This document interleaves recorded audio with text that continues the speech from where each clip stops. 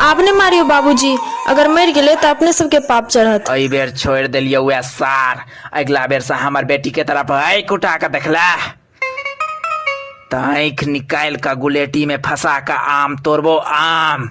लेकिन बाबूजी निशाना चूक गेले तो दोसर केकरो आँख फूट जेते।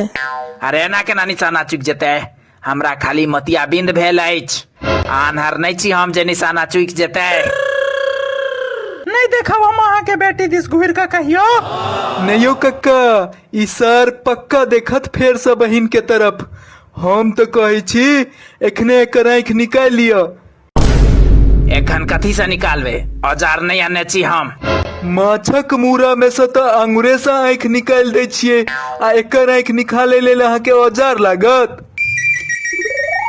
हमरा छोड़ दिया, हम अपन माई के एकलौता करिया छिए गा। लेकिन तोहर तो एकटा छोट भैंस से हो छो गोर गोर। हाँ तो ओ गोरका छै, करिया में हम एकलौता छिए। ई केहन बन सब्बर छोरा छै जे एतेक मार खेला के बादो मजाक कर रहल छै अहाँ संगे। ई करिया भीतरिया बदमाश अछि, अहाँ नहीं चिन्हलिया एकरा एखन यार। एगो काज करू। हाँ चल जल्दी बता, जल्दी बता, चल जल्दी बता। हाँ और हमरा खत्मे क दिया सार के, भोरे से मारे खा रहल छी।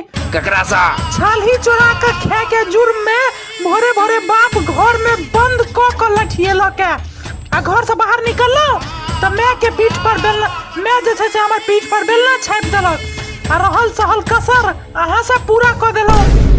तो सार घर से छाली चोरा के खेभी तो तोरा आरती उतार तो सब मिल कर। अरे अरे हम नहीं खेने छलिए छाली यार, हम तो भोरे से दाना जैसे से एक दाना अन्न नहीं खेलो है, बस मार खेलो है भर दिन जैसे से आए।